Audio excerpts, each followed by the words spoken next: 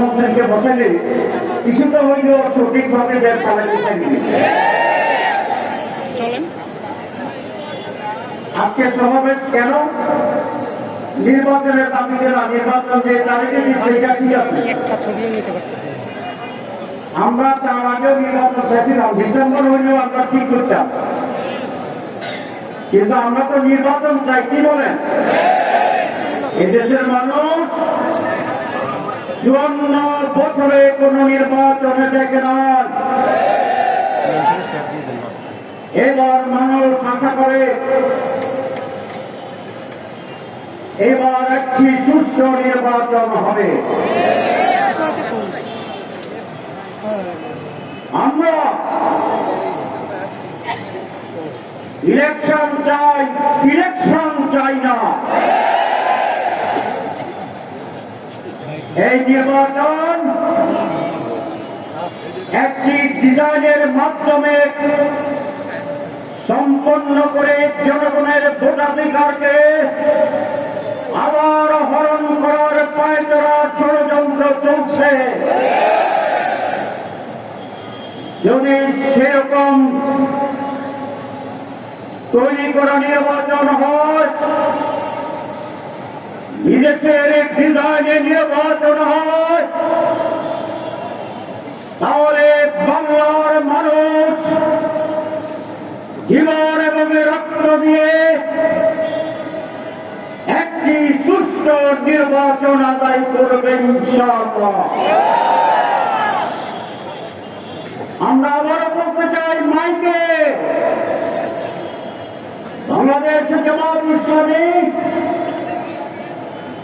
নির্বাচনে যেতে চায়,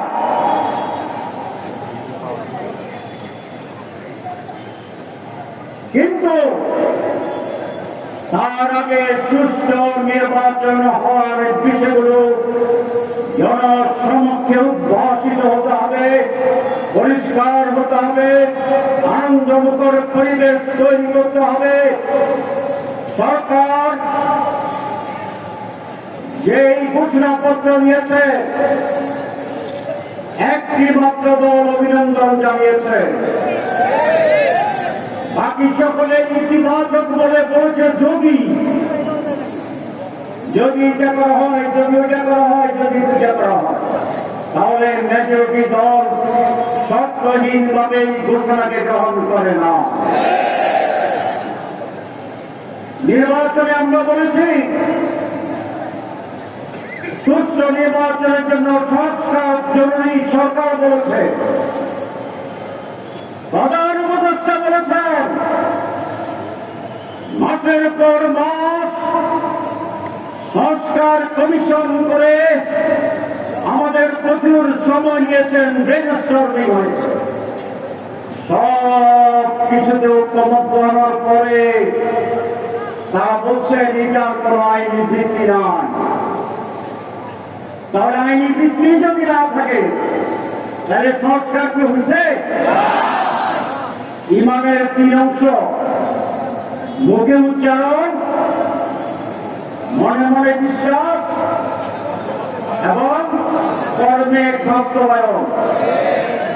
সংস্কারের 3 অংশ, ঐক্যমত্য পোষণ, আইনি মর্যাদা প্রদান এবং সেটাকে কার্যকর করো।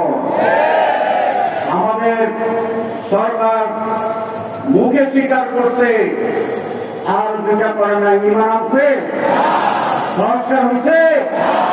আপনি বলছেন সংস্কারের জরুরি, এখন সংস্কার ছাড়া আপনি কি করতে চান? আমরা চাই এই সমস্ত জায়গায় সংস্কারে আমরা একমত হয়েছি, সেটা আমাকে আইনের মাধ্যমে আগামী নির্বাচন হতে হবে। আমাদের বন্ধুরা বলেন সংস্কার আমরা পার্লামেন্টে দিয়ে করব, তো যদি আপনারা পার্লামেন্টে দিয়ে করেন তো এখন করতে অসুবিধা, তাহলে কুছ খাওয়া হয় আর নেই হয়। কি বলেন? হায় আর নেই হয়। এই কোন কালো দাগ নিয়ে জনগণ বিতর্কিত নির্বাচন আর যাবে না চায় না। ওনারা একত্র লিখতে কিভাবে লিখতে হয় 7-1 সচ্ছর কারণে একটু উল্টা দেখছে 17 এখন তো কি স্বপ্ন দেখা নেই না আপনারা করে পড়েন আমি অন্তর্গতে উল্টা দেখি 32-23 মনে হয় 40-24 তো যদি 71% লোক যদি পিয়াজ চান তাহলে আপনাদের বিরুদ্ধে করার কি অধিকার আছে?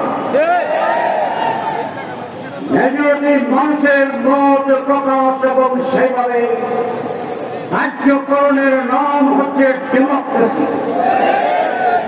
যারা মুখে বলে ডেমোক্রেসি এরপর জনগণের মুখকে গুরুত্ব দিতে চায় না, তাদের ব্যাপারে বলা যায় মুখ পেয়ে শেখ করি বগল মে আপনারা জানেন। সুতরাং আমি জীবনটা বলতে চাই, বলতে বেশি যাব না, আসুন ডায়লগ করি।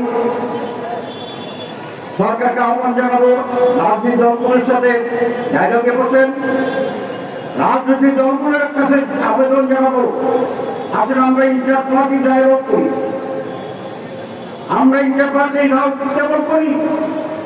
দেশকে অনিশ্চয়তার দিকে নিয়ে যাবেন না, জনগণের বিপরীতে দাঁড়াবেন না, আর একটি অনিরাপের ক্ষেত্র তৈরি করবেন না।